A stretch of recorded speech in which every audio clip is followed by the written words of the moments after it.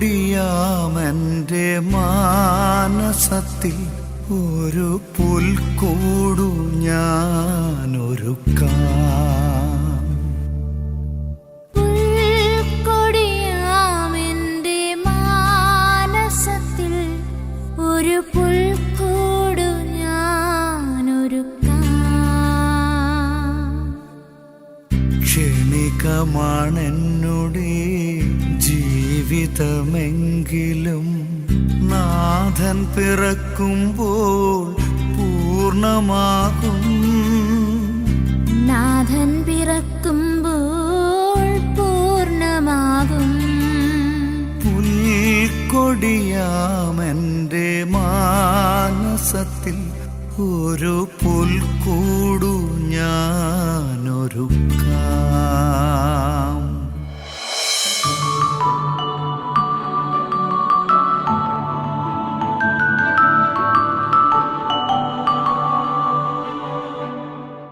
യേശുവിൽ ഏറ്റവും സ്നേഹമുള്ളവരെ, ദൈവം നമ്മോടുകൂടെ എന്നുള്ള ഷാലോം ടി വിയുടെ ഈ പ്രോഗ്രാമിൽ നമ്മൾ 8-ാം ദിവസത്തിലേക്ക് പ്രവേശിക്കുകയാണ്. കർത്താവിൻ്റെ വരവിന് വേണ്ടി നമ്മൾ ഒരുങ്ങുകയാണ്.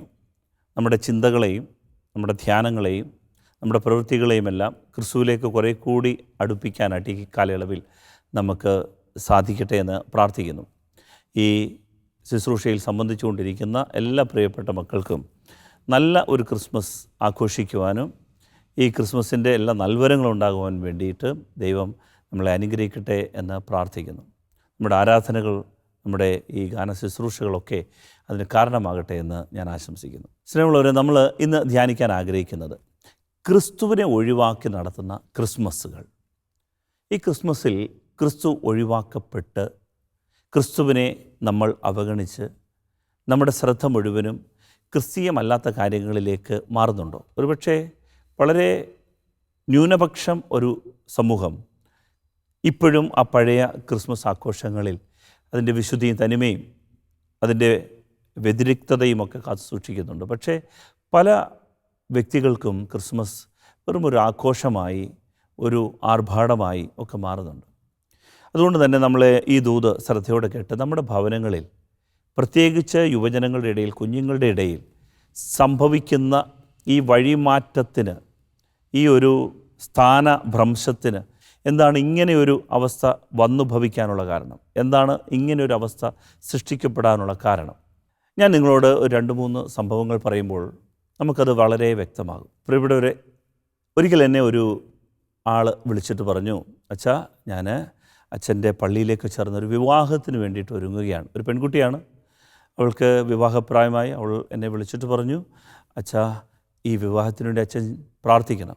ഞാൻ പറഞ്ഞു, മക്കളെ, ആരാണ് പയ്യൻ? അച്ഛാ, വളരെ നല്ലൊരു കുടുംബമാണ്, നല്ല ജോലിയുണ്ട്, നല്ല വിദ്യാഭ്യാസമുണ്ട്, അതുകൊണ്ട് അച്ഛൻ ഈ വിവാഹത്തിന് വേണ്ടിയിട്ട് അച്ഛൻ നന്നായിട്ട് പ്രാർത്ഥിക്കണം, അച്ഛൻ വരികയും വേണം. ഞാൻ പറഞ്ഞു, തീർച്ചയായിട്ടും ഞാൻ വരാം. അങ്ങനെ സാഹചര്യങ്ങളൊക്കെ ഏകദേശം ഒരുങ്ങി. വിവാഹത്തിൻ്റെ തലേ ദിവസമായപ്പോൾ ഈ പെൺകുട്ടിയുടെ സഹോദരൻ വിദേശത്തുനിന്ന് എന്നെ വിളിച്ചിട്ട് പറഞ്ഞു, അച്ഛാ, ഇന്ന് രാത്രി ഞാൻ എത്തിച്ചേരും, വിവാഹത്തിൻ്റെ ഉറപ്പ് നാളെയാണ്, ഞാൻ ഇന്ന് രാത്രിയിൽ എത്തുകയുള്ളൂ, ബാക്കി കാര്യങ്ങളെല്ലാം ക്രമീകരിച്ചു. പക്ഷേ ഞാൻ അച്ഛൻ ഇപ്പോൾ വിളിക്കുന്നത്, ഈ പയ്യൻ്റെ ഫേസ്ബുക്കിൽ ഒരു പോസ്റ്റ് കണ്ടു. ഇത് കണ്ടിട്ട് എനിക്ക് ഭയം തോന്നുന്നു. അച്ഛനറിയാമല്ലോ, ഞങ്ങളുടെ വീട്ടിൽ അവൾക്ക് അപ്പനില്ല, ഞങ്ങളുടെ അപ്പൻ മരിച്ചു പോയതാണ്, ഞാനാണ് അതിൻ്റെ ഉത്തരവാദിത്വങ്ങളെല്ലാം ചെയ്യുന്നത്. അച്ഛാ, അവൻ്റെ ഫേസ്ബുക്ക് പോസ്റ്റിൽ ഇങ്ങനെയാണ് വന്നിരിക്കുന്നത്, I am a free thinker, join me. അച്ഛാ, അവന് വിശ്വാസമില്ല. അച്ഛാ, അവനൊരു ഫ്രീ തിങ്കറാണെന്നാണ് അവൻ ഫേസ്ബുക്ക് പോസ്റ്റ്. അച്ഛാ, ഇങ്ങനെയാണെന്നുണ്ടെങ്കിൽ എങ്ങനെ അച്ഛാ നമ്മുടെ പള്ളിയിൽ ചേർത്ത് കല്യാണമൊക്കെ നമ്മൾ നടത്തുന്നത്? പ്രിയപ്പെട്ടവരെ, ഞാൻ വികാരി അച്ഛനോട് ഇടപെട്ടു. വികാരി അച്ഛൻ പറഞ്ഞു, ആട്ടെ, അവൻ വരട്ടെ, നാളെ വരുമ്പോൾ അവനോട് കാര്യങ്ങൾ ചോദിക്കാം. ഏതായാലും മനസ്സമ്മതത്തിന് വേണ്ടി അവൻ വന്നു. 10:30 എത്തി. വികാരി അച്ഛൻ്റെ മുറിയിൽ അവൻ പ്രവേശിച്ചു. വികാരി അച്ഛൻ അവനോട് കാര്യങ്ങളൊക്കെ ചോദിച്ചു. അങ്ങനെ ആ ചോദ്യം നീണ്ടുപോയി. 1 മണിക്കൂറായി, 1.5 മണിക്കൂറായി. ആളുകളൊക്കെ നോക്കി. 12 മണിയായിട്ട് മനസ്സമ്മതത്തിന് വന്ന ആളുകളൊക്കെ നിൽക്കുന്നേ ഉള്ളൂ, നടക്കുന്നില്ല. അപ്പോൾ ഞാനിവിടെ അച്ഛൻ്റെ മുറിയിൽ കൊട്ടി, അച്ഛൻ്റെ മുറിയിലകത്ത് കയറി. അപ്പോൾ അച്ഛൻ പറഞ്ഞു, അച്ഛാ, ഇത് ഒരു നടക്ക് തീരുമെന്ന് തോന്നുന്നില്ല. ഞാൻ ചോദിച്ചു എന്താണ്? അച്ഛാ, ഇവന് യഥാർത്ഥത്തിൽ വിശ്വാസമുണ്ടോ എന്ന് എനിക്ക് സംശയമുണ്ട്.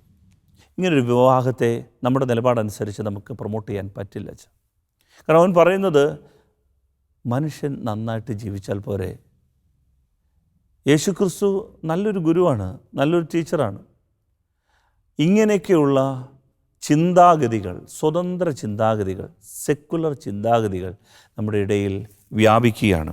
ഞാനിപ്പോൾ എന്നോട് ചോദിച്ചു, മോനെ എന്താണ് നന്മ? നല്ലത് ആരാണ് നിശ്ചയിക്കുന്നത്? നല്ലത് നിശ്ചയിക്കുന്നത് ദൈവമല്ലേ?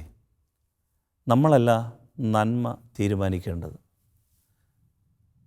ഒന്ന് ആലോചിച്ചു കഴിഞ്ഞാൽ, ദൈവഭയമില്ലായിരുന്നെങ്കിൽ നമ്മുടെയൊക്കെ നാട്ടിൽ 98% ഭർത്താക്കന്മാരും ഭാര്യമാരുടെ വെടിയേറ്റോ തലക്കടിയേറ്റോ മരിച്ചു പോകത്തില്ലായിരുന്നു. ദൈവഭയം ഇല്ലായിരുന്നെങ്കിൽ, ആർക്ക് വേണമെങ്കിലും നന്മ നിശ്ചയിക്കാമായിരുന്നെങ്കിൽ എന്തായിരുന്നു നമ്മുടെയൊക്കെ കുടുംബത്തിൻ്റെ അവസ്ഥ? സ്നേഹമുള്ളവരെ, നന്മയായത് ദൈവം നിശ്ചയിക്കും. അതുകൊണ്ടാണ് ഏദൻ തോട്ടത്തിൽ ദൈവം നന്മ തിന്മകളെക്കുറിച്ചുള്ള തിരിച്ചറിവിൻ്റെ വൃക്ഷം സൃഷ്ടിച്ചിട്ട് പറഞ്ഞു, നന്മയും തിന്മയും മനുഷ്യ നീയല്ല നിശ്ചയിക്കേണ്ടത്, ആ പഴം നീ പറിക്കരുത്. നന്മയും തിന്മയും ദൈവം നിശ്ചയിച്ച് ഈ പുസ്തകത്തിൽ തന്നിട്ടുണ്ട്. ദൈവം തീരുമാനിക്കും ഏത് നന്മയായത് ഏത് തിന്മയായത്. ഈ കാലഘട്ടത്തിൽ കുഞ്ഞുങ്ങൾ വിചാരിക്കുന്നത് ഇതാണ്, നന്മ ചെയ്ത് ജീവിച്ചാൽ പോരെ. സ്നേഹമുള്ളവരെ, ഇങ്ങനെയുള്ള ഒരു ചിന്താഗതി പ്രബലമാകുന്ന ഒരു കാലയളവാണ്. ഈ കാലയളവിലാണ് നാം ക്രിസ്മസ് ആഘോഷിക്കുന്നത്. പൂർണ്ണ നന്മയായ യേശുക്രിസ്തുവിൻ്റെ ജനനം നമ്മൾ ആഘോഷിക്കാൻ പോകുന്നത്. വേറൊരിക്കൽ ഒരാളെന്നെ വിളിച്ചിട്ട് പറഞ്ഞു, അച്ഛാ, ഒരു കല്യാണ ആലോചനയൊക്കെ വരികയാണ്, ഇതുപോലെ പയ്യനെക്കുറിച്ച് അന്വേഷിച്ചു, നല്ല വീടാണ്, നല്ല കുടുംബമാണ്, കുഴപ്പമൊന്നുമില്ല, സന്തോഷത്തോടെ ഈ വിവാഹം നടക്കും. പക്ഷേങ്കിൽ അവൻ ഇതേപോലെ അവനും ഒരു ഫേസ്ബുക്ക് പോസ്റ്റ് ഇട്ടിരിക്കുകയാണ്. അതിൽ അവൻ പറയുന്നത്, I am God, you are God, we are gods. എന്തെല്ലാം സംവിധാനങ്ങളാണ്! അവൻ്റെ ചിന്ത, ഞാനാണ് എൻ്റെ ദൈവം, എല്ല് മുറിയെ പണിതാൽ പല്ല് മുറിയെ തിന്നാം, നീ അധ്വാനിച്ചാൽ നിനക്കുണ്ട്, നീയാണ് നിൻ്റെ കാര്യം തീരുമാനിക്കുന്നത്, ഞാനാണ് ദൈവം. പ്രിയപ്പെട്ടവരെ, പല രീതിയിൽ കുഞ്ഞുങ്ങളെ സ്വാധീനിക്കുന്ന ചിന്താഗതികൾ ഈ ലോകത്ത് പെരുകുകയാണ്. എന്ന് പറഞ്ഞാൽ, ഞാനാണ് സൃഷ്ടാവ്, മനുഷ്യൻ സൃഷ്ടിയാണ് എന്നും സൃഷ്ടാവ് ദൈവമാണ് എന്നും എന്ന് അംഗീകരിക്കാൻ സാധിക്കുന്നു, അന്ന് മാത്രമേ മനുഷ്യൻ്റെ ജീവിതം മെച്ചമാവുകയുള്ളൂ, ധന്യമാവുകയുള്ളൂ. ഇന്ന് ഈ കാലഘട്ടത്തിൽ ധാരാളം പണം കയ്യിൽ കയറുമ്പോൾ പിള്ളേരെല്ലാം ചിന്തിക്കുന്നത്, ഞാൻ തീരുമാനിക്കും, എൻ്റെ വീടിനെക്കുറിച്ച്, എൻ്റെ ജീവിതത്തെക്കുറിച്ച്, എൻ്റെ വിവാഹത്തെക്കുറിച്ച്, എന്നെക്കുറിച്ച് ഞാൻ എടുക്കുന്ന തീരുമാനം, ഞാനാണ് എൻ്റെ ദൈവം. ഇതാണ് ഇസ്രായേലിന് സംഭവിച്ചത്. ഇസ്രായേൽ ഈജിപ്തിൻ്റെ അടിമത്തത്തിൽ നിന്ന് സീനായിയുടെ മരുഭൂമിയിലേക്ക് പ്രവേശിച്ചപ്പോൾ അവർ മോശയ്ക്ക് എന്ത് സംഭവിച്ചു എന്നറിയാതെ ഒരു കാളക്കുട്ടിയെ ഉണ്ടാക്കി. അഹ്റോൻ ചോദിച്ചു, എന്താണിത്? ജനം പറഞ്ഞു, ഞങ്ങളെ ഇതുവരെ കൊണ്ടുവന്ന മോശയ്ക്ക് എന്ത് സംഭവിച്ചു എന്ന് ഞങ്ങൾക്ക് അറിഞ്ഞുകൂടാ, അവൻ മല കയറിയിരിക്കുകയാണ്, അവൻ മരിച്ചുപോയി കാണും.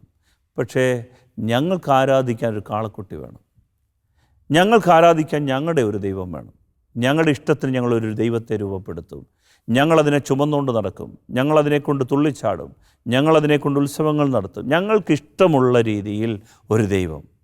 എൻ്റെ ഇഷ്ടത്തിന് തുള്ളുന്ന, എൻ്റെ ഇഷ്ടത്തിന് ജീവിക്കുന്ന, ഞാൻ ചോദിക്കുന്നതെല്ലാം എൻ്റെ ഇഷ്ടത്തിന് തന്നില്ല എങ്കിൽ ഈ ദൈവത്തെ എനിക്ക് വേണ്ട എന്ന് വെക്കുന്നത് ഈ കാലഘട്ടത്തിൻ്റെ ഒരു അപകടമാണ്. പ്രിയപ്പെട്ടവരെ, ഇങ്ങനെയാണ് ഈ ലോകത്തിൽ ചില ആളുകൾ ജീവിക്കുക. ഒരിക്കൽ മറ്റൊരു ചെറുപ്പക്കാരനോട് ഞാനിങ്ങനെ സംവദിക്കാൻ ഇടവന്നു. അവന് +2 പഠിക്കുകയാണ്. അവൻ്റെ അമ്മ എന്നെ വിളിച്ചിട്ട് പറഞ്ഞു, അച്ഛാ, 24 മണിക്കൂറും ചെവിയിൽ ഇയർഫോൺ വെച്ചുകൊണ്ട് അവൻ ഇങ്ങനെ നടക്കുകയാണ് ഫോണിൽ. ഞാൻ ചോദിച്ചു, ആരോടെങ്കിലും ചാറ്റിംഗ് ആണോ, സംസാരമാണോ? അപ്പോൾ പറഞ്ഞു, അങ്ങനെ കാണുന്നില്ല അച്ഛാ, അവൻ ചാറ്റിംഗ് അല്ല, പക്ഷേ എന്തോ കേട്ടോണ്ടാവും നടക്കുന്നത്. ഞാൻ അവനെ വിളിച്ചവനോട് സംസാരിച്ചപ്പോൾ അവൻ ചില സദ്ഗുരുക്കന്മാരുടെയൊക്കെ അടിമത്തത്തിലാണ്. ഈ കാലഘട്ടത്തിലെ ചില മോട്ടിവേഷണൽ സ്പീക്കേഴ്സുണ്ട്. അവർ സംസാരിക്കുന്നതും പറയുന്നതുമൊക്കെ കേട്ട് കഴിഞ്ഞാൽ അത് ലോജിക്കലാണ് എന്ന് തോന്നും, സത്യമാണ് എന്ന് തോന്നും. ഇത് കേട്ടിട്ട് നമ്മുടെ യുവജനങ്ങൾ ഇതിൻ്റെ സത്യം അവർ അന്വേഷിക്കാതെ അതിൽ വിശ്വസിച്ച്, അന്ധമായി വിശ്വസിച്ചുകൊണ്ട് അനേക ആളുകൾ അതിനെയൊക്കെ ഫോളോ ചെയ്യുകയാണ്. അതിൻ്റെ ലോജിക്കൊക്കെ ഇങ്ങനെയാണ്, സിമ്പിളായിട്ട് പറഞ്ഞു കഴിഞ്ഞാൽ വേണേൽ മനസ്സിലാക്കാൻ വേണ്ടിയിട്ട് മാത്രം, ഉദാഹരണത്തിന് പറഞ്ഞാൽ, പാപം ചെയ്യാതിരുന്നാൽ എല്ലാവരും സ്വർഗത്തിൽ പോകും.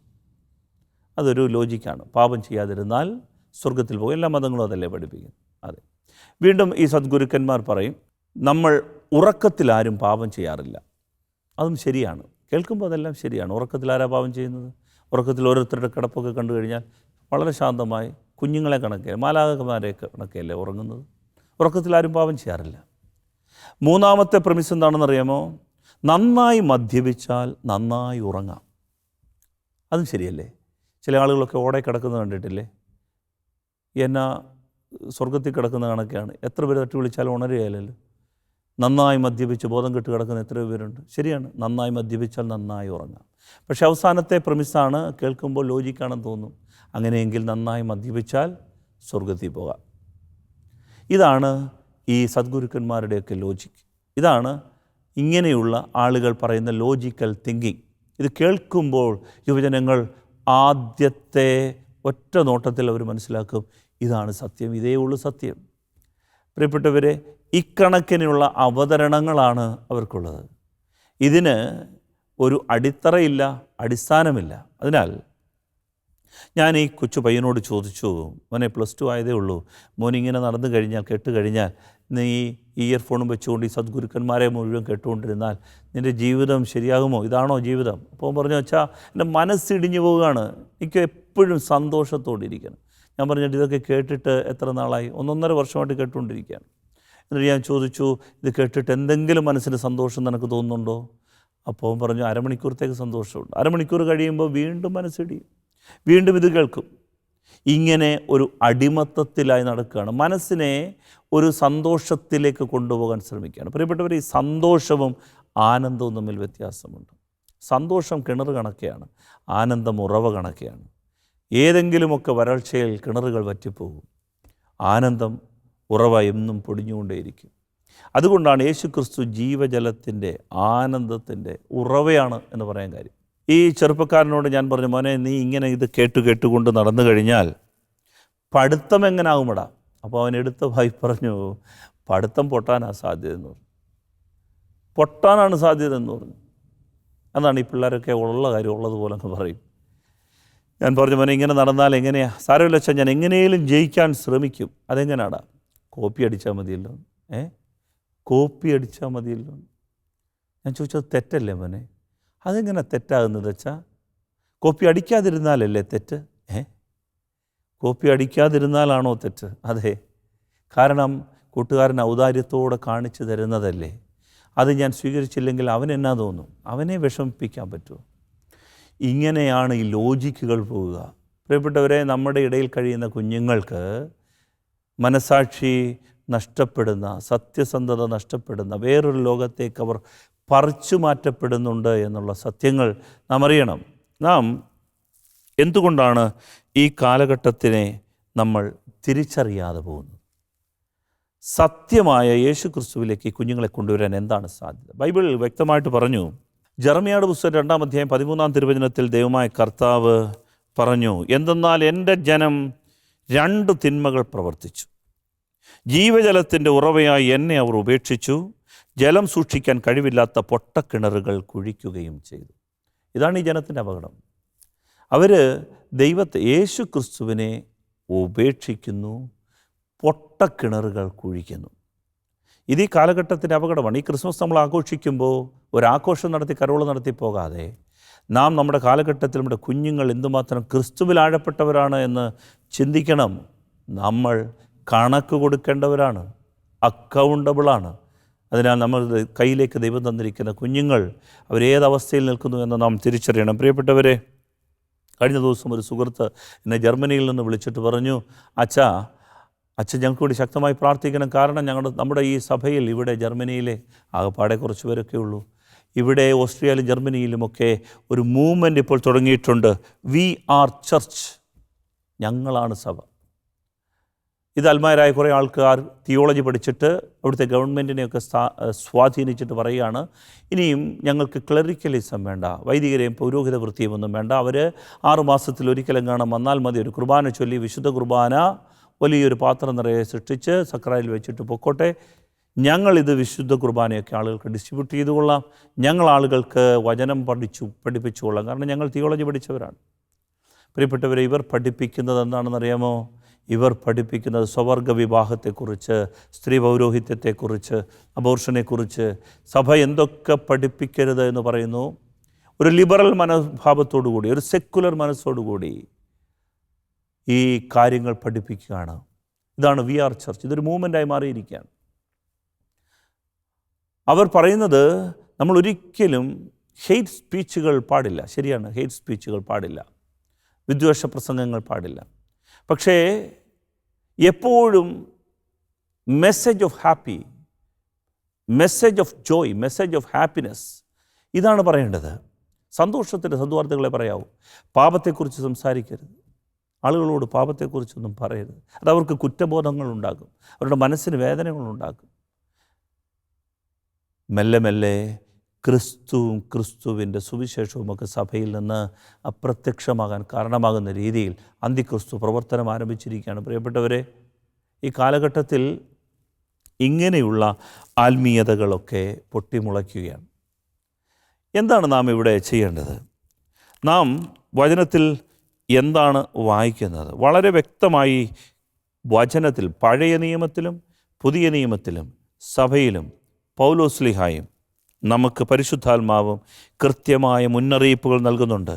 പഴയ നിയമത്തിൽ ജെറമ്യായുടെ പുസ്തകത്തിൽ ഞാൻ വായിച്ചു കേൾപ്പിച്ചു. ജെറമ്യായുടെ പുസ്തകത്തിൽ നമ്മളിപ്പോൾ കേട്ടതുപോലെ പഴയ നിയമത്തിൽ ദൈവമായ കർത്താവ് പറയുകയാണ്, പൊട്ടക്കിണറുകൾ കുഴിക്കരുത്, ജീവജലത്തിൻ്റെ ഉറവയായി എന്നെ ഉപേക്ഷിക്കരുത്. വീണ്ടും വിശുദ്ധ പൗലോസ്ലീഹ മുന്നറിയിപ്പ് നൽകുന്നുണ്ട്. അപ്പോസ്തല പ്രവർത്തനങ്ങൾ 20-ാം അധ്യായം 29-ാം തിരുവചനത്തിൽ, എൻ്റെ വേർപാടിന് ശേഷം ക്രൂരരായ ചെന്നായ്ക്കൾ നിങ്ങളുടെ മധ്യേ വരുമെന്നും അവ അജഗണത്തെ വെറുതെ വിടുകയില്ലെന്നും എനിക്കറിയാം.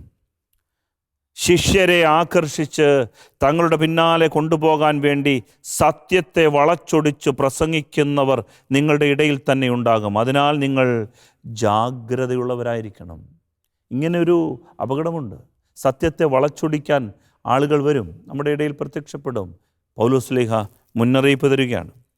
പരിശുദ്ധാത്മാവ് വെളിപാടിൻ്റെ പുസ്തകത്തിൽ മുന്നറിയിപ്പ് നൽകുന്നുണ്ട്. നിനക്കെതിരെ എനിക്കൊന്ന് പറയാനുണ്ട്, നിൻ്റെ ആദ്യമുണ്ടായിരുന്ന സ്നേഹം നീ നഷ്ടപ്പെടുത്തി.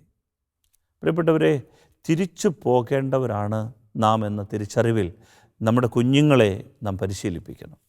ഈ കാലഘട്ടത്തിൻ്റെ ചിന്താഗതികളിൽ നിന്ന് വഴിമാറി നടക്കാൻ നമ്മുടെ കുഞ്ഞുങ്ങളെ നമ്മൾ പ്രേരിപ്പിക്കണം. ഈശോ മുന്നറിയിപ്പ് തരുന്നുണ്ട്.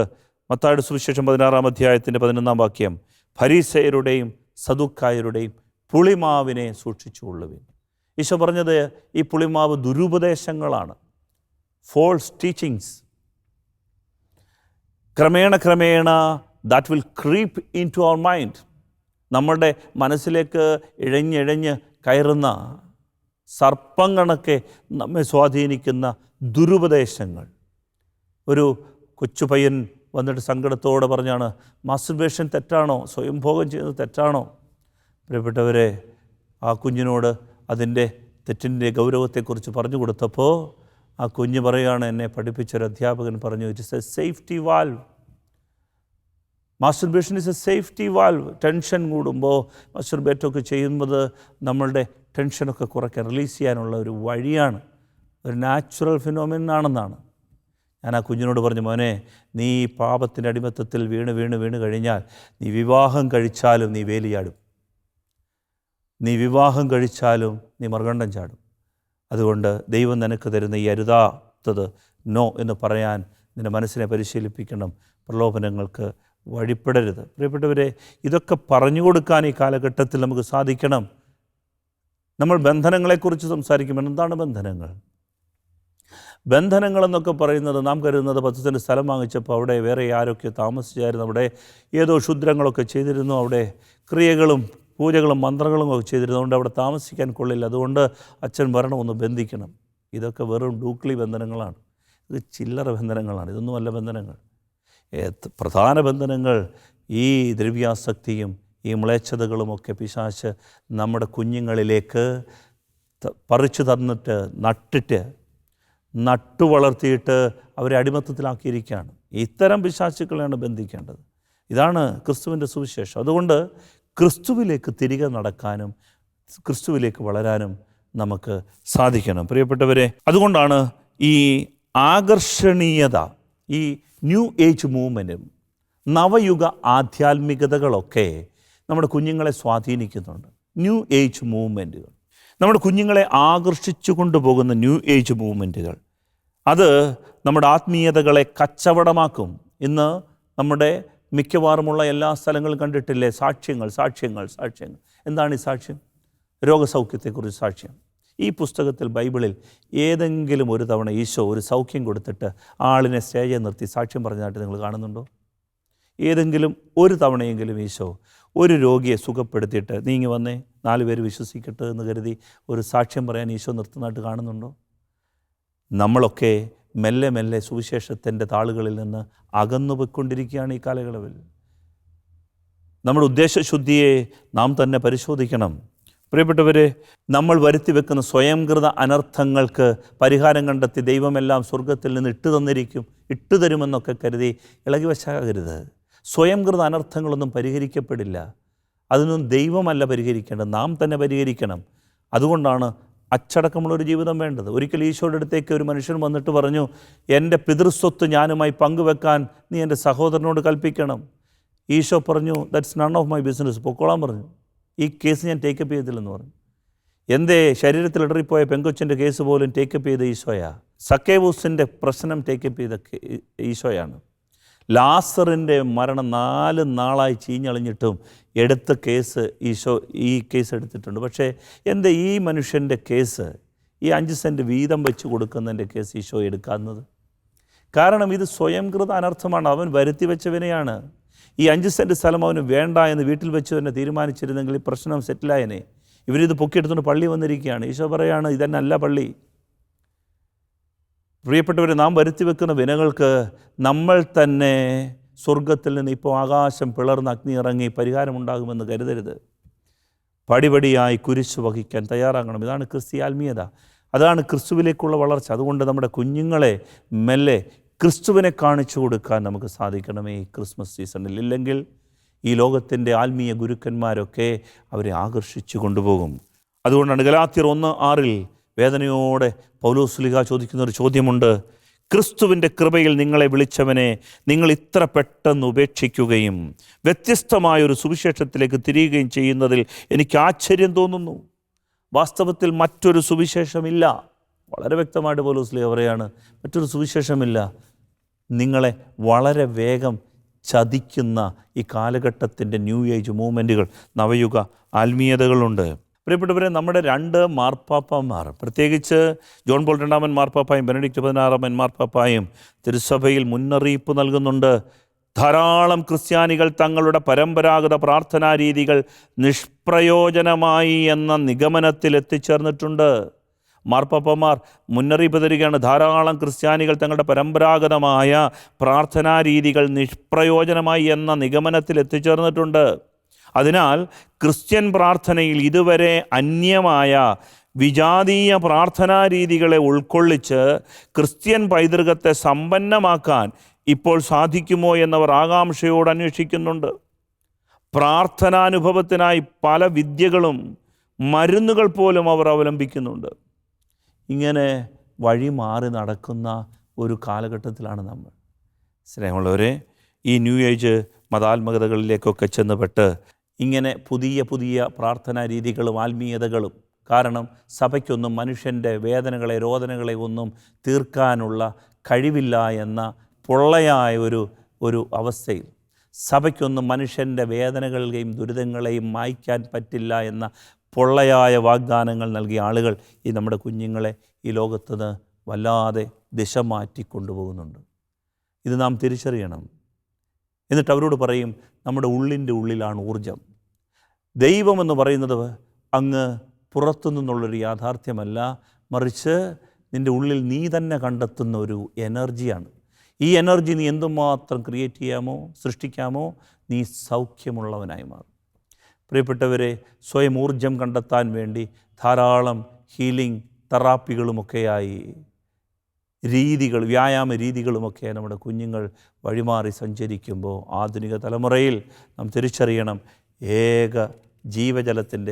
ജീവജലത്തിൻ്റെ ഏക വാഹകൻ യേശു ക്രിസ്തു മാത്രമേ ഉള്ളൂ.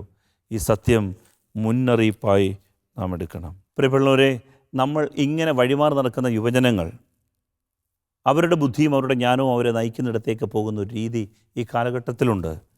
സത്യം ഒരുവൻ്റെ തോന്നലുകൾക്കും അവൻ്റെ വ്യക്തിപരമായ അനുഭവങ്ങൾക്കും അതീതമാണ് എന്ന സത്യം തിരിച്ചറിയാതെ നമ്മുടെ കുഞ്ഞുങ്ങൾ വഴിമാറി നടക്കുന്നുണ്ട്. നമുക്കെന്താണ് ഇതിന് പരിഹാരം ഒന്ന് മാത്രമേ ഉള്ളൂ. യോഹന്നാന്റെ സുവിശേഷം 1-ാം അധ്യായം 4-5 വാക്യങ്ങൾ. ഒരേ കാര്യം, അത് ഉറപ്പിക്കണം മനസ്സിൽ. യോഹന്നാൻ 1:4-5 വാക്യങ്ങൾ. അവനിൽ ജീവനുണ്ടായിരുന്നു, ആ ജീവൻ മനുഷ്യരുടെ വെളിച്ചമായിരുന്നു, ആ വെളിച്ചം ഇരുളിൽ പ്രകാശിക്കുന്നു, അതിനെ കീഴടക്കാൻ ഇരുളിന് കഴിഞ്ഞില്ല. ഇതാണ് പരിഹാരം. യേശു ക്രിസ്തുവിനെ കുറിച്ചാണ്. അവനിൽ ജീവനുണ്ട്, ആ ജീവൻ മനുഷ്യരുടെ വെളിച്ചമാണ്, ആ വെളിച്ചം ഇരുളിൽ പ്രകാശിക്കും, ഇരുളിനൊരിക്കലും ആ ജീവനെ കീഴടക്കാൻ പറ്റില്ല. ഇതാണ് സത്യം. അതുകൊണ്ട് യേശു ക്രിസ്തുവിൽ ജീവനുണ്ടെന്നും ആ ജീവൻ ലോകത്തിൻ്റെ പ്രകാശമാണെന്നും നാം അറിയണം. എന്നിട്ട് ഈശോ പറഞ്ഞ ഒരു വചനം കൂടെ കണ്ടുകൊണ്ട് ഈ ധ്യാന ചിന്തകളെ നിർത്തുകയാണ്. യോഹന്നാന്റെ സുവിശേഷം 9-ാം അധ്യായം 5-ാം തിരുവചനം. യോഹന്നാൻ 9:5 പറയുകയാണ്, ലോകത്തിലായിരിക്കുമ്പോൾ ഞാൻ ലോകത്തിൻ്റെ പ്രകാശമാണ്. ശ്രദ്ധിച്ച് കേൾക്കണം, ഈ വചനം പ്രധാനപ്പെട്ടതാണ്. ലോകത്തിലായിരിക്കുമ്പോൾ ഞാൻ ലോകത്തിൻ്റെ പ്രകാശമാണ് എന്ന് പറഞ്ഞാൽ, യേശു ലോകത്തിൽ പ്രകാശിക്കുന്ന എപ്പോഴാണെന്നറിയാമോ? യേശുവിനെ നമ്മൾ ലോകത്തിൽ കൊണ്ടുവരുമ്പോഴാണ്. ലോകത്തിൽ ഈശോയെ ഉയർത്തുമ്പോഴാണ് യേശു ലോകത്തിൻ്റെ പ്രകാശമാകുക. ലോകത്തിലായിരിക്കുമ്പോഴാണ് അവൻ ലോകത്തിൻ്റെ പ്രകാശമാകുക. ഇപ്പോൾ ഇവിടെ ഈ വചനം കേട്ടുകൊണ്ടിരിക്കുമ്പോൾ ഈശോയെ നമ്മൾ ക്ഷണിച്ചാൽ, പ്രിയപ്പെട്ടവരെ, അവിടെ അവൻ പ്രകാശമാകും. അതുകൊണ്ട് ഈശോയെ തമസ്കരിക്കുന്ന, ഈശോയെ ഒഴിവാക്കുന്ന എല്ലാ പ്രവണതകളും ഈ കാലയളവിൽ, പ്രത്യേകിച്ച് ക്രിസ്മസ് കാലയളവിലുണ്ടാകും. എല്ലാ ചിത്രങ്ങളും അങ്ങനെയാകും, സിനിമകൾ അങ്ങനെയാകും, കലകൾ അങ്ങനെയാകും, പൊതു സദസ്സുകൾ അങ്ങനെയാകും. പ്രിയപ്പെട്ടവരെ, യേശുവിനെ തമസ്കരിക്കുന്ന സാഹചര്യങ്ങളിൽ യേശുവിന് പ്രകാശമാകാൻ പറ്റില്ല. അതുകൊണ്ട് നമ്മൾ ശ്രദ്ധിക്കണം. ലോകത്തിലായിരിക്കുമ്പോൾ അവൻ ലോകത്തിൻ്റെ പ്രകാശമാണ്. എൻ്റെ ലോകത്തിൽ അവനായിരുന്നാൽ അവൻ മറ്റുള്ളവർക്ക് പ്രകാശമായി മാറും. അതുകൊണ്ട് ഈശോയെ നമ്മുടെ ലോകത്തിലേക്ക് കൊണ്ടുവരാൻ നിരന്തരം നാം ശ്രമിക്കണം. അത് നമ്മളെ സാധിക്കട്ടെ എന്ന് പ്രാർത്ഥിക്കുകയാണ്. ഒരു പ്രവൃത്തി എന്നോണം പ്രിയപ്പെട്ടവരെ, വളരെ ശ്രദ്ധയോടെ, നമ്മൾ ഈ കാലഘട്ടത്തിൽ നമ്മൾ ധാരാളം പേർക്ക് ക്രിസ്മസ് കാർഡുകൾ അയക്കാറുണ്ട്. Hard കോപ്പികളല്ല, soft കോപ്പികളാണ്. വാട്സപ്പിലും ഇൻസ്റ്റഗ്രാമിലും ഒക്കെ നമ്മൾ ധാരാളം മെസ്സേജുകൾ അയക്കാറുണ്ടല്ലോ. എനിക്ക് നിങ്ങളോട് പറയാനുള്ളത്, നിങ്ങളൊരു തീരുമാനം എടുക്കണം. ഈ തവണ ഞാൻ ആർക്കൊക്കെ ക്രിസ്മസ് മെസ്സേജുകൾ അയച്ചാലും അതിനകത്ത് പുൽക്കൂടിൻ്റെ ഒരു ചിത്രം ഉണ്ടായിരിക്കും, അതിനകത്ത് ഉണ്ണീശോയുടെ മാതാവിൻ്റെ യോസേപ്പിതാവിൻ്റെ ഒരു ചിത്രം ഉണ്ടായിരിക്കും. ഈ വള്ളിക്കെട്ടും ചുറ്റിക്കെട്ടും ഈ കാട്ടുപൂക്കളും ഈ മിന്നുന്ന സമ്മാനങ്ങളും സാന്താക്ലോസും മാത്രം അയച്ചതുകൊണ്ട് നമുക്കൊരിക്കലും ക്രിസ്തീയ സാക്ഷ്യമാകാൻ പറ്റില്ല. എന്താണ് ക്രിസ്മസ്? അത് ഈശോയുടെ തിരുക്കുടുംബത്തിൻ്റെ അവതരണമല്ലേ? അതല്ലേ ലോകത്തിന് ഈശോ കാണിച്ചു തന്നത്? അതുകൊണ്ട് ആ ചിത്രങ്ങളില്ലാതെ നമ്മൾ ഒരൊറ്റ മെസ്സേജും അയക്കരുത്. അത് നമ്മുടെ ജീവിതത്തെ നമുക്ക് ഒരു തീരുമാനമായിട്ടെടുക്കണം. അങ്ങനെയെങ്കിൽ ഈ ക്രിസ്മസ് ഈശോയെ കുറച്ച് പേർക്ക് കൂടി നമുക്ക് കൊടുക്കാൻ കാരണമാകട്ടെ. അങ്ങനെ നമുക്ക് നല്ലൊരു ക്രിസ്മസ് ആഘോഷിക്കാൻ ഈശോ ഇടവരുത്തട്ടെ. നമുക്ക് ആരാധനയിലേക്ക് പ്രവേശിക്കാം.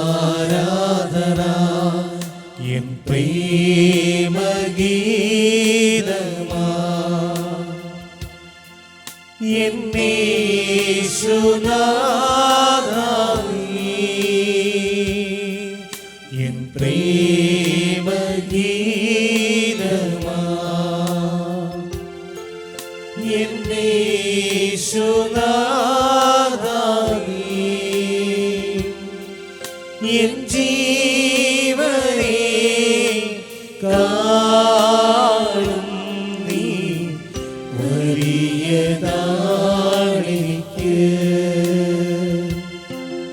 എൻ ജീവനെ കാളും നീ വലിയതാണെനിക്ക്.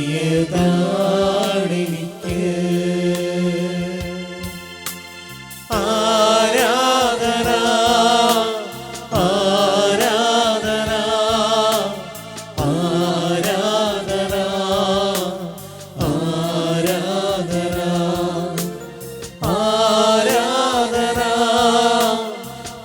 ആരാധന ആരാധന ആരാധന.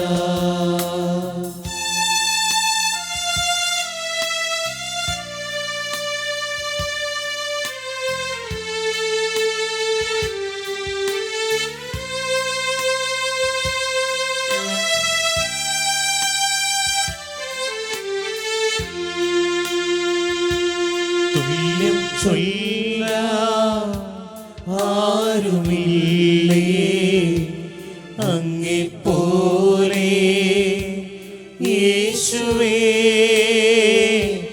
തുല്യം ചൊല്ലാൻ ആരുമില്ലേ അങ്ങെപ്പോലെ യേശുവേ. ജീവനേ സ്വന്തമേ അങ്ങേ മാറിൽ ചായുന്നു ഞാൻ. ജീവനേ സ്വന്തമേ അങ്ങേ മാറിൽ ചായുന്നു ഞാൻ. ആരാധന ആരാധന ആരാധന ആരാധന ആരാധന ആരാധന ആരാധന ഉണ്ണീശോയെ മനസ്സിൽ ധ്യാനിച്ചുകൊണ്ട് ആരാധന ആരാധന ആരാധന ആരാധന ആരാധന. പരിശുദ്ധ അമ്മയോട് തിരുക്കുടുംബത്തോട് ചേർന്ന് ആരാധന സകല വിശുദ്ധരോട് ചേർന്ന് ആരാധന. ആരാധന യേശുവേ. ആട്ടിടയന്മാരോട് ചേർന്ന് എൻ വിദ്വാൻമാരോട് ചേർന്ന് നിങ്ങളുടെ വരവിന് വേണ്ടി കാത്തിരുന്ന സകല വിശുദ്ധരോട് ചേർന്ന് ഈ ക്രിസ്മസിന് വേണ്ടി പ്രാർത്ഥനാപൂർവ്വം വിശുദ്ധിയോട് ഒരുങ്ങിക്കൊണ്ടിരിക്കുന്ന ദൈവമക്കളോട് ചേർന്ന് ഈ പ്രേക്ഷിത ശുശ്രൂഷയിൽ സംബന്ധിക്കുന്ന എല്ലാ മക്കളോട് ചേർന്ന്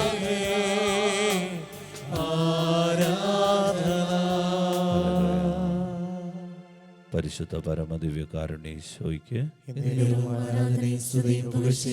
നിത്യസ്തുതിക്ക് യോഗ്യനായ പരിശുദ്ധ പരമദിവ്യകാരുണ്യേശോയ്ക്ക്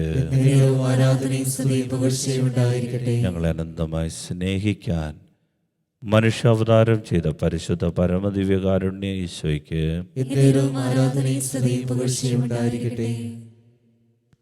ഇതാ നിങ്ങൾക്കായി ഒരു ശിശു ജനിച്ചിരിക്കുന്നു. ആധിപത്യം അവൻ്റെ തോളിലായിരിക്കും. വിസ്മയനീയനായ രാജാവ്, അത്ഭുതമന്ത്രി എന്നവൻ വിളിക്കപ്പെടും. ശക്തനായ ദൈവമാണവൻ. യുഗങ്ങൾക്ക് മുൻപേ ജനിച്ചവനാണവൻ. പ്രിയപ്പെട്ടവരെ, യുഗങ്ങൾക്ക് മുൻപേയുള്ള ദിവ്യകാരുണ്യനാഥനെ, നമുക്ക് വേണ്ടി അവതാരം ചെയ്ത പുണ്യമിശിഹായെ നമ്മൾ ചേർന്ന് പാടി ഒരിക്കൽ കൂടി ഈ ക്രിസ്മസിൻ്റെ എല്ലാ നൽവരങ്ങളും സ്വീകരിക്കാൻ ഒരുങ്ങുകയാണ്. കാവൽ മാലാഖമാരോട് ചേർന്ന് നമ്മൾ പാടി പ്രാർത്ഥിക്കുകയാണ്. അത്യുന്നതങ്ങളിൽ ദൈവത്തിൻ്റെ മഹത്വം, ഭൂമിയിൽ സന്മനസ്സുള്ളവർക്ക് സമാധാനം ആശംസിച്ചുകൊണ്ട് വാനമേഘങ്ങളിൽ ആ രാത്രി മാലാഖമാരുടെ വലിയൊരു നിര പ്രത്യക്ഷപ്പെട്ടു. അവർ ദൈവത്തെ മഹത്വപ്പെടുത്തി ഭൂമിക്ക് തന്ന ഈ രക്ഷയെ ഓർത്ത് ദൈവത്തെ ആരാധിച്ചു. അവരോട് ചേർന്ന് നമുക്കും പുണ്യമിശിഹായെ പാടി ആരാധിക്കാം. നമ്മുടെ ഹൃദയത്തിൽ മനസ്സിൽ ദൈവത്തിൻ്റെ വലിയൊരു സ്നേഹം നിറയട്ടെ. ഈശോയോടൊരു ഹൃദയ ബന്ധം നിറയട്ടെ. നമുക്കും ആ പുൽക്കൂട്ടിലേക്ക് പോകാം. ആ പുൽത്തൊഴുത്തിൽ പുണ്യമിശിഹായോട് ചേർന്ന് നമുക്കും ദൈവത്തെ ആരാധിക്കാം.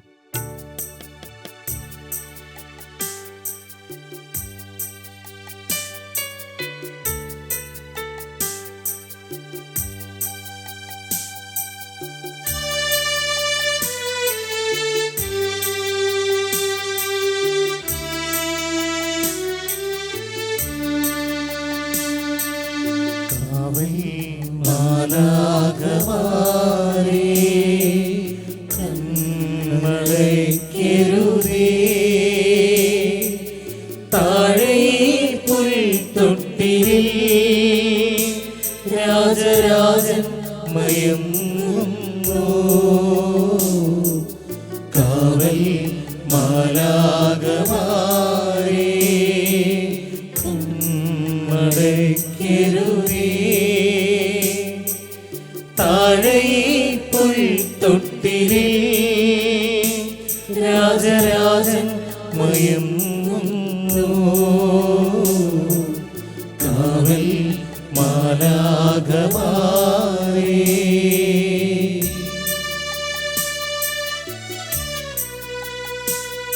ഒരമ്മ മനസ്സോടെ ആ പുൽത്തൊഴുത്തിനോട് ചേർന്ന് നിൽക്കാം.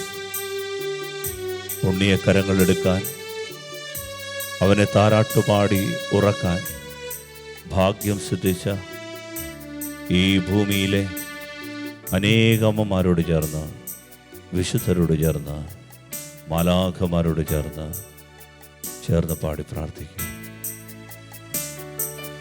ഉണ്ണിയുറങ്ങ് ഉണ്ണിയുറങ്ങ് ഉണ്ണിയുറങ്ങുറങ്ങ്.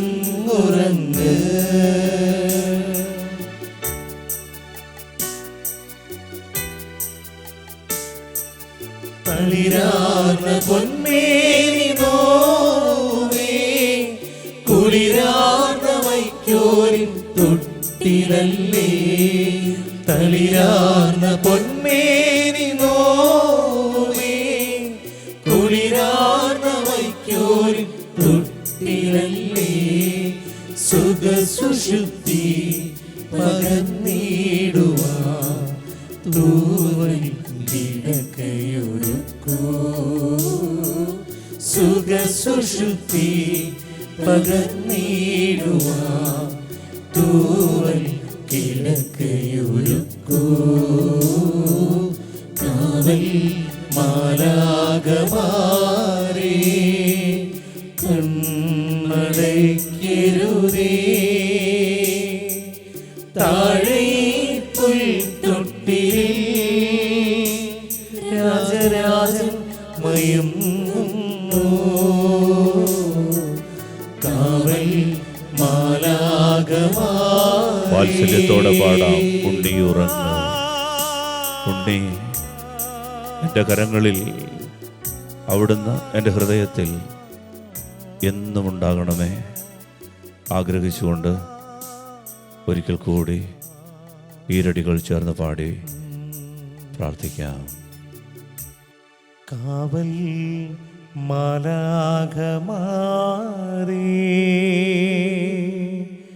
കൺമടയ്ക്കരുതേ.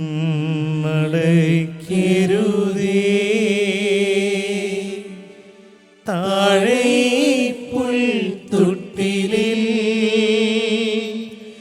രാജരാജൻ മയങ്ങുന്നു. കാവൽ മാലാഖമാരേ.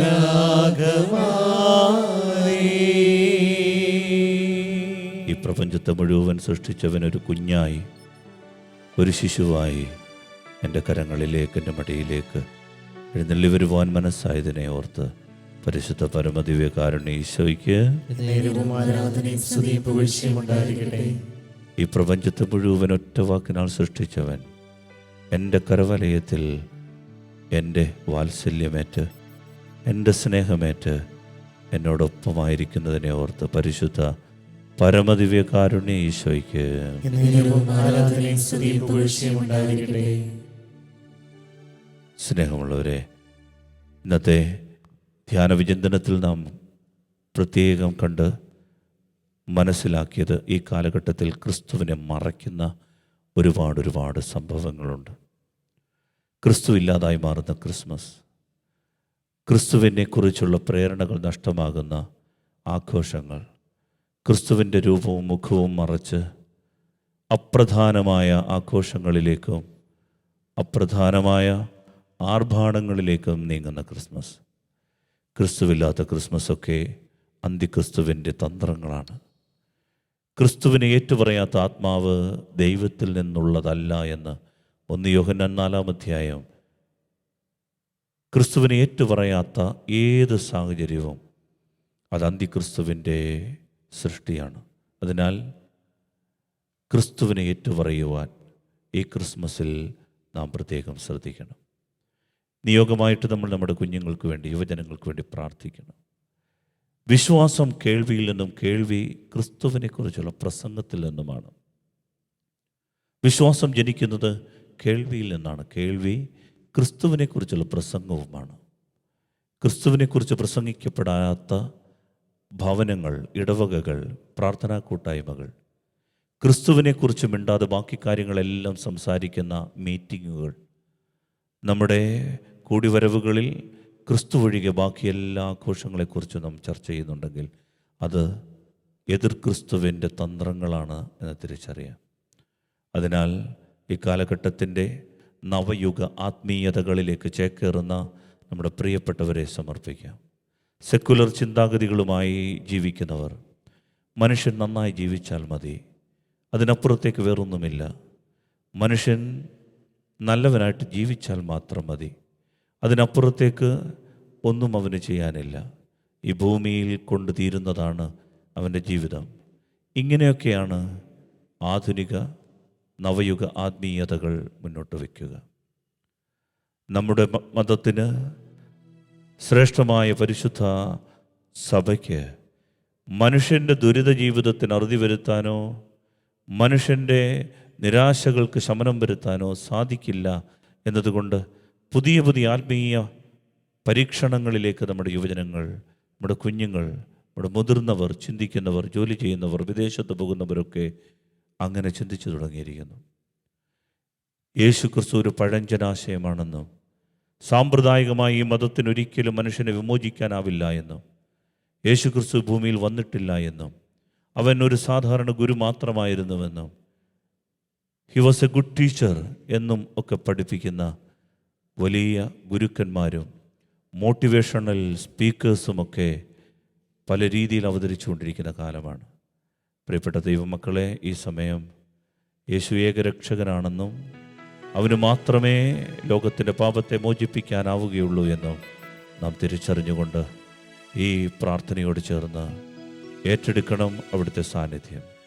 യോഹന്നാന്റെ സുവിശേഷം 1-ാം അധ്യായം 4-5 വാക്യങ്ങളിൽ അവിടുന്ന് പറഞ്ഞു, അവനിൽ ജീവനുണ്ടായിരുന്നു, ആ ജീവൻ മനുഷ്യരുടെ വെളിച്ചമായിരുന്നു, ആ വെളിച്ചം ഇരുളിൽ പ്രകാശിക്കുന്നു, ആ വെളിച്ചത്തെ കീഴടക്കുവാൻ ഇരുളിന് കഴിഞ്ഞില്ല. അവൻ്റെ ജീവനിൽ വെളിച്ചമുണ്ട്, അവനെ തേടുന്നവർ വെളിച്ചമായി മാറും. യോഹന്നാൻ 5-ാം അധ്യായം 9-ാം വാക്യത്തിലും പറയുന്നു, ലോകത്തിലായിരിക്കുമ്പോൾ ഞാൻ ലോകത്തിൻ്റെ പ്രകാശമാണ്. ലോകത്തിലായിരിക്കുമ്പോൾ ഞാൻ ലോകത്തിൻ്റെ പ്രകാശമാണ്. എന്താണ് ആ വചനത്തിൻ്റെ അർത്ഥം? ഈശോയെ ലോകത്തിലേക്ക് കൊണ്ടുവരുമ്പോഴാണ് അവൻ ലോകത്തിൻ്റെ പ്രകാശമാകുക. ഈശോയെ എൻ്റെ ലോകത്തിലേക്ക്, എൻ്റെ എൻവയോൺമെൻറ്റിലേക്ക്, എൻ്റെ പരിസരത്തേക്ക് കൊണ്ടുവരുമ്പോഴാണ് അവൻ ലോകത്തിൻ്റെ പ്രകാശമായി മാറുക. ഈശോയെ ഞാൻ എവിടെയൊക്കെ ഉയർത്തുന്നു അപ്പോഴവൻ വെളിച്ചമായി മാറും. ഞാൻ അവനെ ഉയർത്താതിരിക്കുമ്പോൾ, ഞാൻ അവനിൽ നിന്ന് അകന്നു മാറി ലജ്ജിച്ചും നാണിച്ചും മടിപിടിച്ചും മന്ദതയിൽ ജീവിക്കുകയും ചെയ്താൽ അവനൊരിക്കലും പ്രകാശമാകാനാവില്ല. അതിനാൽ ലോകത്തിലായിരിക്കുമ്പോഴാണ് അവൻ ലോകത്തിൻ്റെ പ്രകാശമായി മാറുക. എൻ്റെ ലോകത്തിലേക്ക് അവനെ ക്ഷണിക്കാനുള്ള അവസരമാണ്. കരങ്ങൾ നെഞ്ചോട് ചേർത്ത് വെച്ച് ഈരടികളോട് ചേർന്ന് പാടി, കർത്താവേ, ഈ ഇരുണ്ട യുഗത്തിൻ്റെ അങ്ങിൽ നിന്ന് വഴിമാറി നടക്കുന്ന ജനതതികളുടെ ഇടയിലേക്ക് വെളിച്ചമായി അങ്ങ് ഉയർത്തുവാൻ എൻ്റെ ലോകത്തിലേക്ക് അങ്ങ് എഴുന്നള്ളി വരണമേ എന്ന് പ്രാർത്ഥിക്കാം. യഹോവ എലോഹിം, സൃഷ്ടാവാം ദൈവം, നിൻ വചനത്താൽ ഉളവായില്ല. യഹോവ ഇല്ലയോ അത്യുന്നതൻ നീ,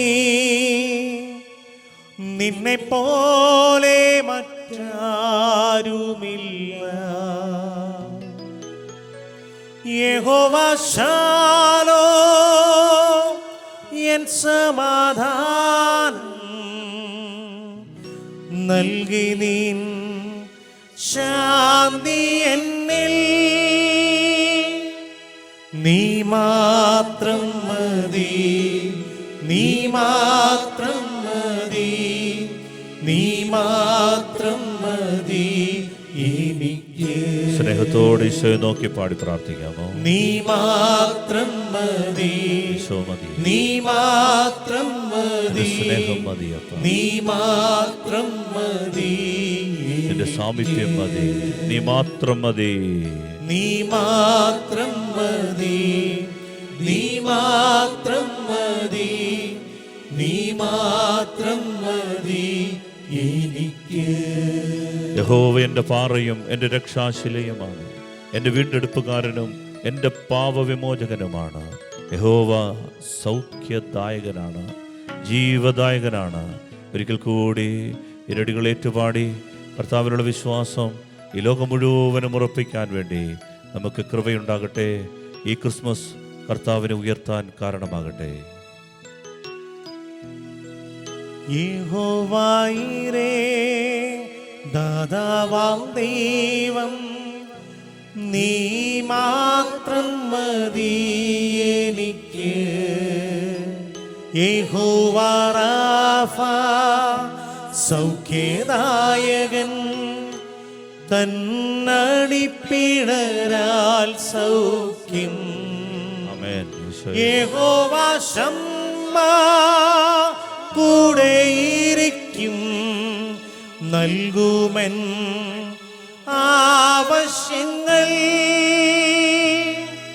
നീ മാത്രം മതി, നീ മാത്രം മതി, നീ മാത്രം മതി എനിക്ക്. യേശു മാത്രം മതി, യേശു മാത്രം മതി, യേശു മാത്രം മതി, യേശു മാത്രം മതി. യേശുവേ ആരാധന,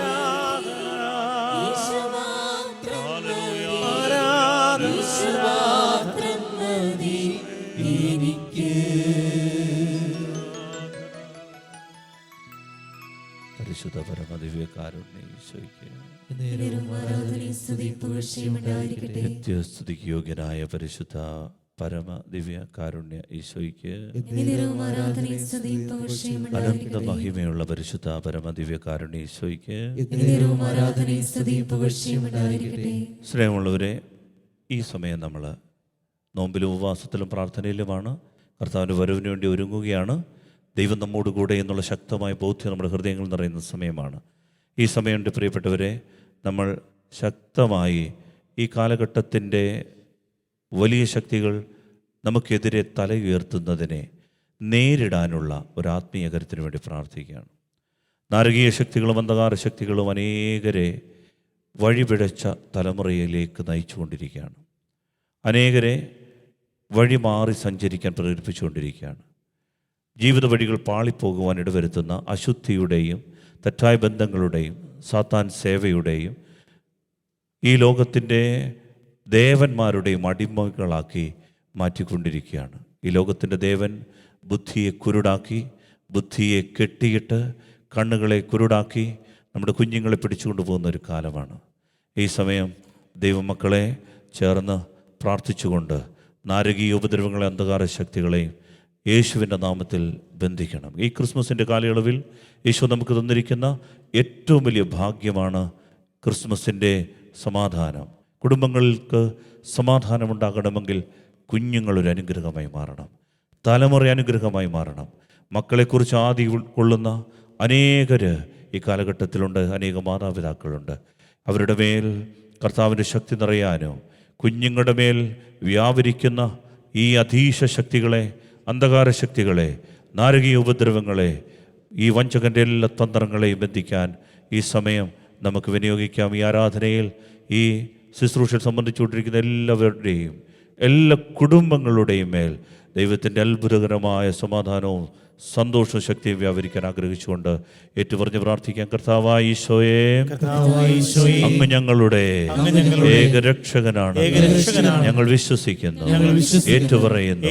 കർത്താവായ ഈശോയെ, ഈ കാലഘട്ടത്തിൽ ഞങ്ങളുടെ കുഞ്ഞുങ്ങളെയും യുവജനങ്ങളെയും കുടുംബങ്ങളെയും നാശത്തിലേക്ക് നയിച്ചുകൊണ്ടിരിക്കുന്ന എല്ലാ തത്വശാസ്ത്രങ്ങളെയും അവയുടെ ഉടമകളെയും സാത്താന്റെ തന്ത്രങ്ങളെയും സാത്താൻ സേവകളെയും യേശുവിന്റെ നാമത്തിൽ ഞങ്ങൾ ബന്ധിക്കുന്നു, ബഹിഷ്കരിക്കുന്നു, നിർവീര്യമാക്കുന്നു.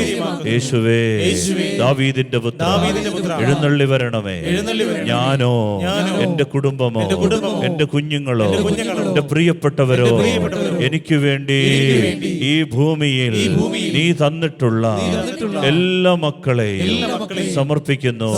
കർത്താവായ ഈശോയെ, ഞാനോ എന്റെ കുടുംബമോ പിശാചുമായി ഏതെങ്കിലും വിധത്തിൽ കരാറുകൾ ഉണ്ടാക്കിയിട്ടുണ്ടെങ്കിൽ യേശുവിന്റെ നാമത്തിൽ അവയെല്ലാം റദ്ദു ചെയ്ത് ഈ സമയം പ്രാർത്ഥിക്കുന്നു. കർത്താവായ ഈശോയെ, ഞങ്ങളുടെ കുഞ്ഞുങ്ങളുടെ ബുദ്ധിയെ കെട്ടിയിട്ടിരിക്കുന്ന ഈ ലോകത്തിന്റെ അധികാരിയെ യേശുനാമത്തിൽ ബഹിഷ്കരിക്കുന്നു, ബന്ധിക്കുന്നു, വിട്ടുമാറി പോകട്ടെ. Hallelujah, hallelujah. ഞങ്ങളുടെ മക്കളുടെയും കുടുംബങ്ങളുടെയും നാശമാഗ്രഹിച്ച് നിലയുറപ്പിക്കുന്ന അന്ധകാര ശക്തികളെ, നാരകീയ ഉപദ്രവങ്ങളെ, വഞ്ചകാത്മാക്കളെ, ദുർഭൂതങ്ങളെ യേശുനാമത്തിൽ നിങ്ങളോട് കൽപ്പിക്കുന്നു, വിട്ടുമാറി പോകുക. Hallelujah, hallelujah, hallelujah. കുടുംബങ്ങൾ വിശുദ്ധീകരിക്കപ്പെടട്ടെ, കുഞ്ഞുങ്ങൾ അനുഗ്രഹമായി മാറട്ടെ. നമുക്ക് ഈ സമയം മഹോന്നത ദൈവത്തിന് ഒരിക്കൽ കൂടി ആരാധന പാടിക്കൊണ്ട്, പരിശുദ്ധനായവനെ ഒരിക്കൽ കൂടി സ്തുതിച്ചുകൊണ്ട് നമുക്ക് ആശീർവാദത്തിന് വേണ്ടി ഒരുങ്ങാം. ദൈവം നമ്മുടെ നിയോഗങ്ങളുടെ മേൽ ആ തൃക്കൈവച്ച് അനുഗ്രഹിക്കും. ഉണ്ണിമിശിഹായുടെ, ഉണ്ണീശോയുടെ അനുഗ്രഹം നമ്മുടെ കുടുംബങ്ങൾക്കുണ്ടാകട്ടെ, കുഞ്ഞുങ്ങൾക്കുണ്ടാകട്ടെ.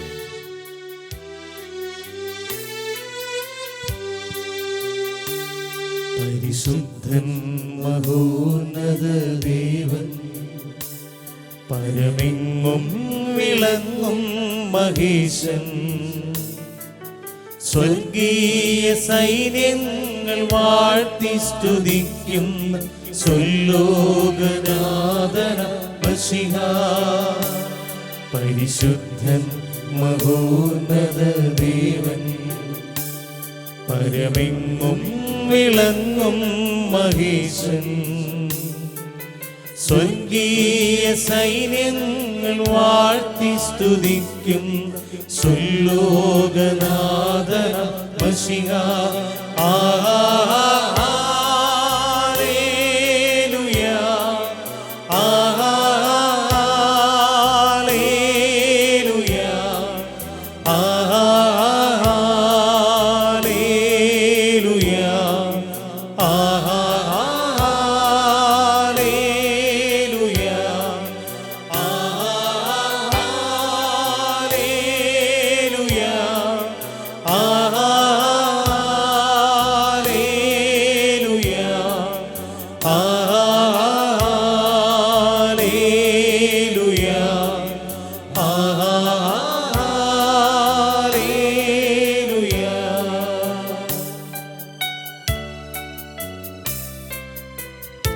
അവൻ അത്ഭുത മന്ത്രിയാം ദൈവം, അവൻ ശക്തനായ രാജാവ്, അവൻ സകലത്തിൻ്റെയും ഇടയവൻ.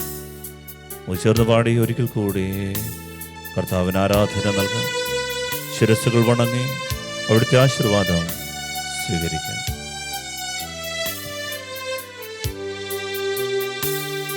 അവൻ അത്ഭുതമന്ത്രിയാം ദൈവം, നിത്യതാതനാം വീരനാം ദൈവം, ഉന്നത ദേവൻ, നീതിയിൻ സൂര്യൻ, രാജാതിരാജനാം മശിഹാ. അവൻ അത്ഭുതമന്ത്രിയാം ദൈവം, നിത്യതാതനാം വീരനാം ദൈവം, ഉന്നത ദേവൻ, നീതിയിൻ സൂര്യൻ, രാജാതിരാജനാം മശിഹാ. ഹല്ലേലൂയാ,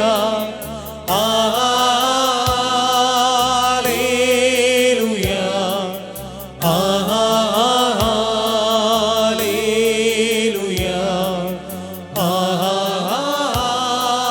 ഹല്ലേലൂയാ, ഹല്ലേലൂയാ,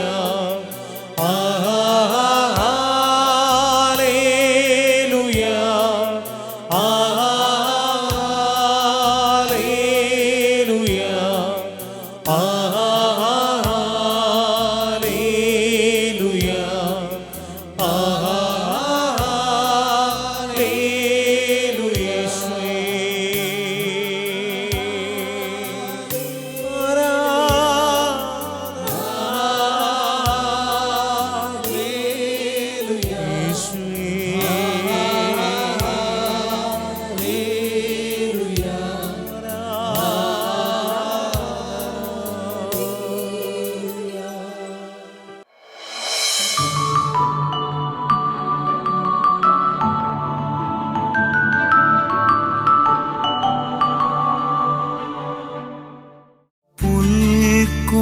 പുൽക്കൊടിയാമെൻ്റെ മാനസത്തിൽ ഒരു പുൽക്കൂടു ഞാനൊരുക്കാം.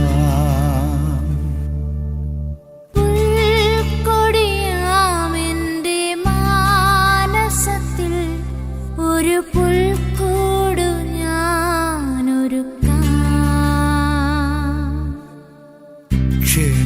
ക്ഷണികമാണെന്നുടെ ജീവിതമെങ്കിലും നാഥൻ പിറക്കുമ്പോൾ പൂർണ്ണമാകും. നാഥൻ പിറക്കും